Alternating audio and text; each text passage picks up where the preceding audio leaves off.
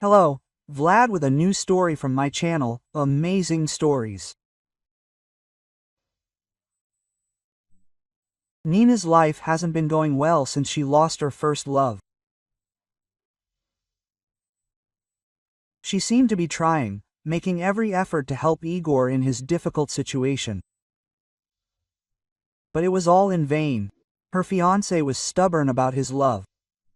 "You shouldn't waste your young life on me. My father robbed us, ran off with a younger woman, and now he's laying claim to half the house. What kind of head of the family am I? Find someone more successful." Nina felt a lot of pain then. She didn't give in right away. At first she said, "Listen, I will accept your mother as my own. You know, I'm an orphan, I'm not afraid of work. Well, how can we part? We always wanted to get married, you know. Or have you forgotten?" Quote. Igor only sighed then. Well, what could he say? They really were similar. Both in appearance and in mind.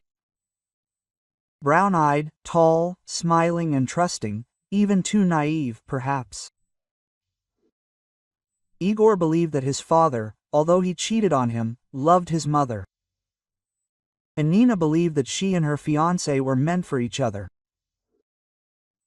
She sadly remembered how she ran around with the guy who abandoned her for another 6 months. She looked after his mother in the hospital, and everything even seemed to be getting better.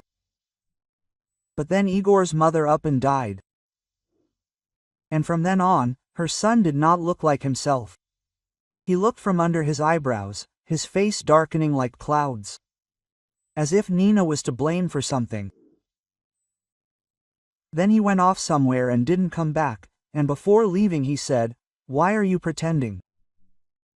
Do you think I don't know what's going on with you and Pashka? That's right. His father is rich and not a traitor like me." Quote. Advice and love. Igor, what are you saying? We have nothing. I just work on Pashka's father's farm. You know, it's not easy for me and Grandma to survive. Nobody gives me anything ready-made on a plate. Better tell me when you'll be back. I baked you some pies with strawberry jam. Your favorite. Nina then handed him the bag with the treat. The pies were still hot, even burning her hands a little through the bag. A parting gift. And you know what? Eat the pies with Pashka. I have to go. He pushed Nina away, like a beggar, along with her modest gift. She tried. It's not that easy to pick strawberries for a whole jar of jam. She wanted to please her beloved, she thought his heart would thaw. Then she couldn't take it anymore, she started screaming. It was so painful. She almost attacked him with her fists. "So that's how it is. That's so you're always there, poor and miserable, and I'm supposed to feel sorry for you all the time? I don't need you like this. I'll just go and marry Pashka." It wasn't Nina who said this, but the impotent rage that was seething. But there was nothing she could take back. Igor even had tears in his eyes. Even though he tried to settle down, brace himself, he didn't want to show how much they loved her. Only then did she realize she'd missed her destiny, said unnecessary words, given in to resentment. And since then, nothing has worked out in her life. Of course, it's not only her fault. Igor could have at least called later, found out how she was, because back then, when his mother was almost old, they were already planning to get married. And that's when they had their first night, and then everything. Pashka crossed her path like a black cat, started following Nina like an evil fate. Only later did she find out that Pavel had told Igor about her, that she supposedly intended to marry him. Well, Igor wasn't thinking clearly at the time, so he believed her easily. Nina looked sadly at the little girl, the spitting image of her first love. She named her Ira in honor of both of the baby's grandmothers, who were no longer alive. Quote. Mom, I'm awake. The 5-year-old nimbly jumped out of bed and ran into Nina's arms. Nina thought that her daughter was her greatest treasure, and she never regretted that very night with Igor. Children should be born out of great love. And Nina believed, no matter what, Ira would be happy. And unlike her mother, she would have a complete family. Look at her smiling little son growing up. Quote, Mom, why should we leave? Is it bad for us here? Irochka asked. That's very good of you, but you see, I'm left without a job here. Nina remembered something sad. Tears glistened in her eyes. Her grandmother had passed away a year ago, and since then, Pashka had completely lost his fear. He'd offered himself so persistently that his shameless words made her blush. It was still unclear who had gotten her pregnant. You were supposed to be grimacing? That was the most decent thing one could hear from the farm owner. Nina hadn't given up, she'd held on. But now Pasha was determined to set her up, accusing her of stealing milk. Rumors had spread. And Nina wasn't about to wait for disaster to knock on her modest door. 6 months ago, she'd put the house up for sale. She didn't even believe she'd find a decent buyer. But some rich man decided to buy the little house at a decent price. You could even say the buyer was very generous. So after selling the house, she planned to buy a room in the nearest small town, find a job, start a new life, and stop fearing Pashka. He must have sensed the victim might slip away, so he kept pestering her. So all she could do was pray to close the deal and leave before her savings ran out or Pashka came up with something worse than insults.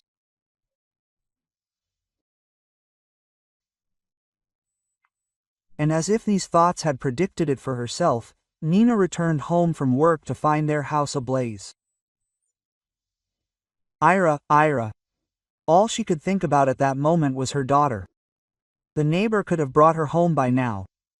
And how on earth had Nina been late at work?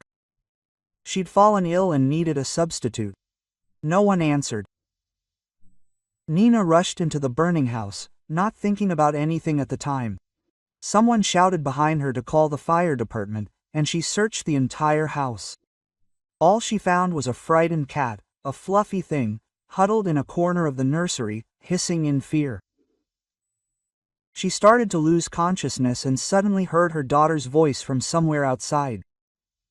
Mommy, let me in. Don't interfere, stupid, I'll do it myself. It was Pavel's voice. At that moment, Nina gathered her last strength and, grabbing the cat, tried to feel for a way out. She almost died because of the fluffy one. Her hands were full, and the rag, soaked in water, fell. Nina didn't even notice how it happened, but she still almost reached the exit. And then she saw that the entrance was on fire. No way out. She tried to break the window, but it only made it worse, and then she heard Pashka's voice, cursing her with the worst possible words. Take Fluffy out, Irochka will never forgive me. That was the last thing Nina whispered. She felt Pasha pick her up and carry her to the exit, continuing to curse her with all his might. She woke up in the hospital. The first. Her daughter, who was taken in by a neighbor for a while, visited her. You'll stay at Igor's house for now. He's not going to come back anyway, and I've cleaned up there. He gave me permission to manage the place as I saw fit. I was friends with his mother, Aunt Masha explained. Well, I don't know, I need to think about it. Nina understood that her neighbor didn't know that she had Ira from Igor. The rumor in the village was that she had given birth to a daughter with Pasha, and then abandoned him for some unknown reason. And now the landlord's son allegedly secretly supports them with their daughter, and the intractable Ninka allegedly doesn't want to go back to him. Or to Pasha. How much longer can we beat around the bush? He loves you. And if you don't, it will all work out. Quote. Come on, don't be like a little girl, Aunt Masha advised admonishingly. Then it would be better at Igor's house, Nina sighed. I don't know what happened there, but Pashka's not a bad guy. He left you. Aunt Masha handed over bright oranges, as if straight out of a picture, and an envelope that clearly contained a sizable sum of money. She looked at Nina reproachfully. Her gray eyes clearly read, "Ah, it's these kind of dreamers who ruin their own lives and the lives of their child. The man is serious, he cares. Yasin should be taken for granted. No, this is unnecessary. Please give it back to him." Nina pulled her hand back. She didn't tell Aunt Masha that 2 days before, Pashka, who had had a fair amount of alcohol, had threatened to burn down her house. And that's probably why, feeling guilty, he had come running to the rescue and handed over the money. The neighbor clearly didn't know Pasha well. He really wasn't such a bad person, but he was spoiled by his parents. No way. Childish, capricious, a mama's and daddy's basket. He didn't like Anya. She was just a whim. Pashka wanted her as a wife. That's right. On top of everything else, the guy was a man with a double meaning. He himself admitted that he had once slandered her to Igor, and then burned down the house. On top of that, there were the inappropriate advances, squabbles, and threats to fire him dishonorably. What can I say, a perfect groom, in quotes. And the fact that he saved her from his own crime didn't exonerate him one bit. But Masha's aunt wouldn't say that. Nina decided she couldn't wait any longer. The buyer, fortunately, didn't back out of buying the now plot and didn't even lower the price of the burned-out house. Besides, the building didn't matter to me. My client was interested in the plot. He once grew up around here and now he's rich, said the tall, blonde lawyer, formalizing the deal. Oh, really, some miracles. I don't remember any rich people living in our area. Nina shook her head doubtfully. The buyer really was a bit strange. He didn't want to come in person, didn't reveal his name. The lawyer bought the house in his own name, and then was supposed to resell it to this local Montecrista. And won't there be any claims against me? The amount is decent. I honestly didn't expect such a thing. I thought there would be some serious bargaining, Nina clarified once again. This money was enough for her not only for a room, but also for a modest apartment.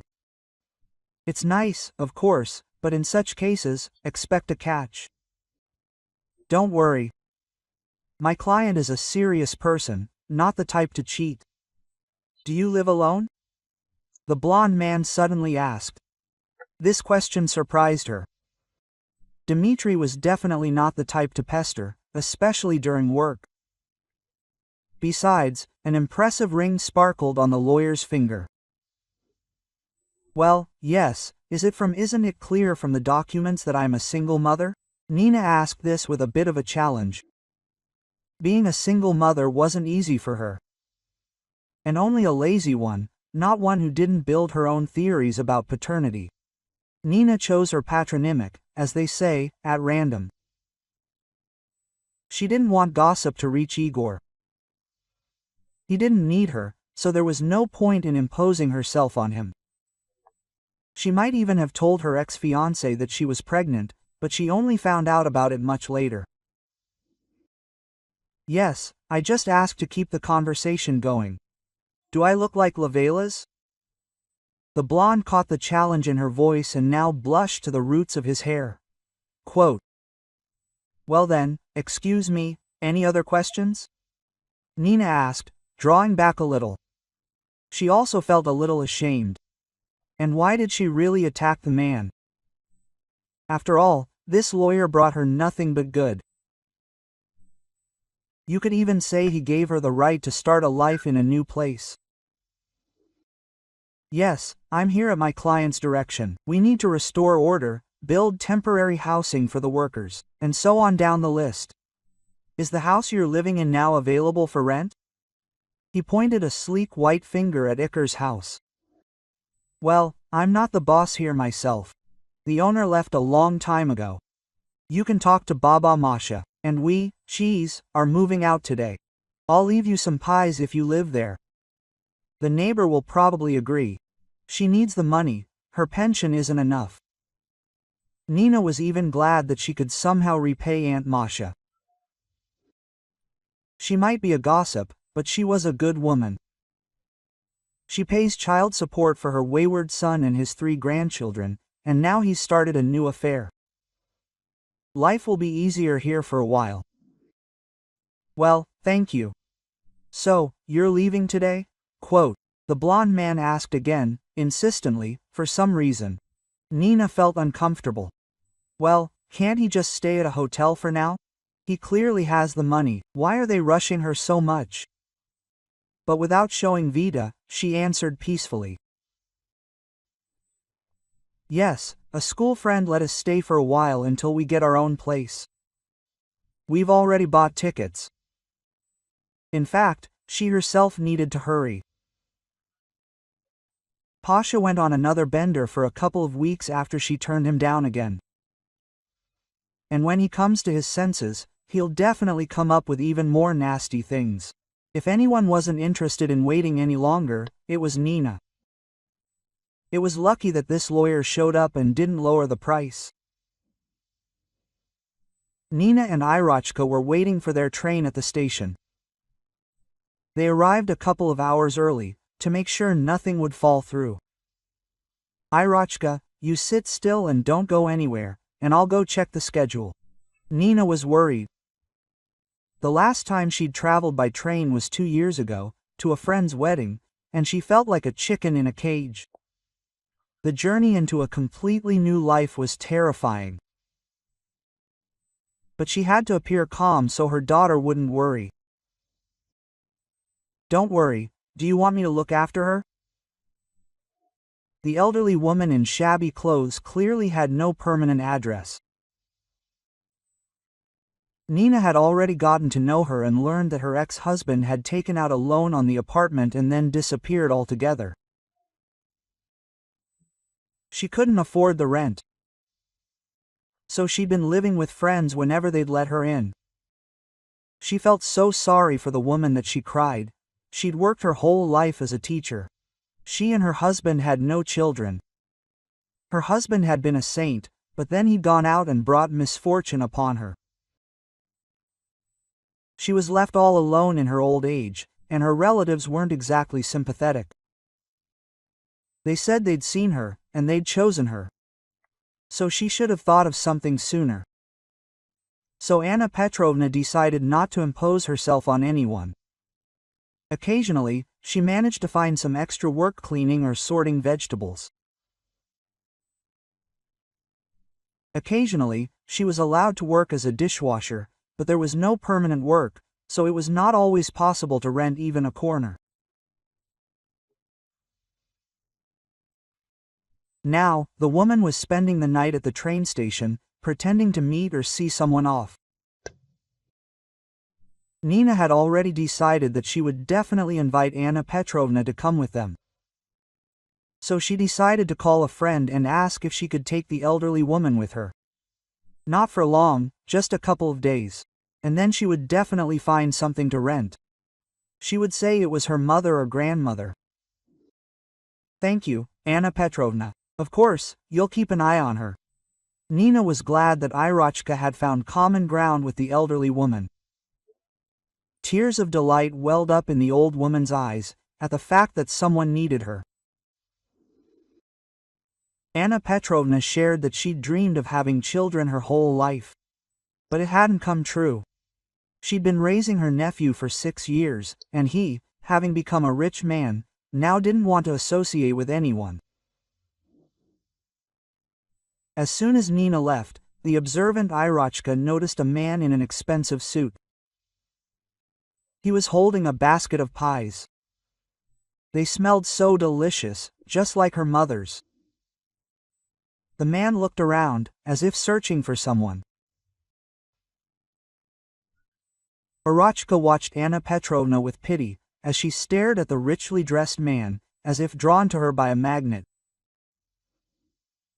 The little girl thought she and her mother hadn't fed her grandmother enough. She was probably still hungry, and her mother had always taught Irochka to be considerate.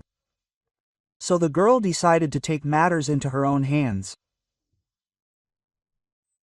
She approached the stranger and, tapping the basket, said barely audibly, "If only I had that many pies, I'd share them with that homeless granny."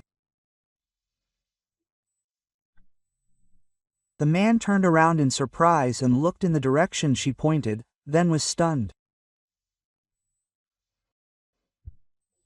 In front of him was Aunt Anya, the same one who raised him as a child, and then got married and, according to rumors, moved to the city. Yes, she looked poorly. She was wearing some kind of shabby clothes. And yet, it was clearly her. Aunt Anya. Igor froze. He so wanted to be right, because Aunt Anya was like a second mother to him. "Igor, what are you doing here?" the woman asked, surprised. "It's a long story, you know. I'm looking for someone. I love her and I'm looking for my child too. I just found out about her only recently.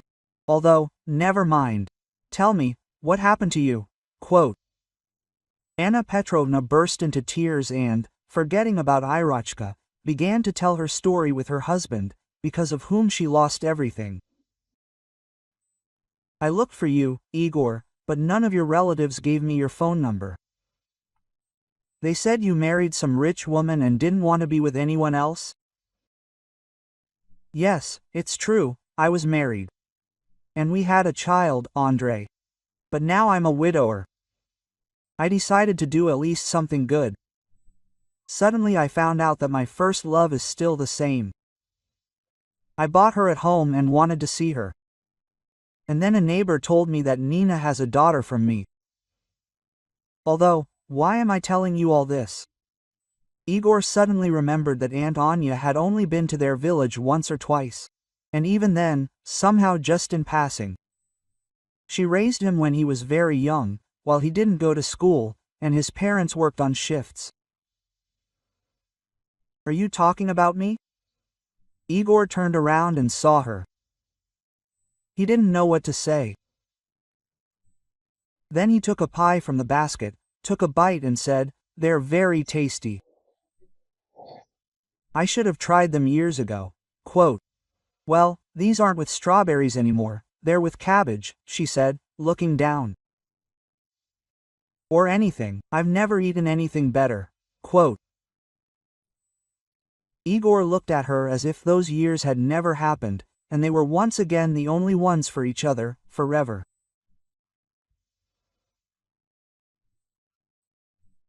Irochka and Anna Petrovna couldn't understand anything and simply remained silent, because these two seemed to burn into each other with their eyes, as if there was no one else in the universe. A year passed, and finally all the mysteries were revealed. Nina learned that Igor truly loved her, but believed Pashka then because Masha's grandmother was on his side. The neighbor knew perfectly well that Irochka was born from a single love, but the rich neighbor was throwing money at her. So the old woman took a sin on her soul. And when she saw that Nina had left anyway, she went and told Igor everything. He ran after his beloved and found not only her and their daughter, but also the aunt who was raising him. "Why didn't your lawyer tell you it was you who bought the house?" Nina asked, confused. "I wanted to surprise you, build a big cottage, and give it to you." I heard rumors that you and Pasha weren't getting along, so I decided to help you secretly. Igor admitted that his plan was to plant a garden and hire Nina to tend it, so he'd have a reason to give her a job. A lawyer would say the mysterious owner adored organic fruit from his native land. And then I found out about the arson, so I decided to just provide you with money, Igor explained.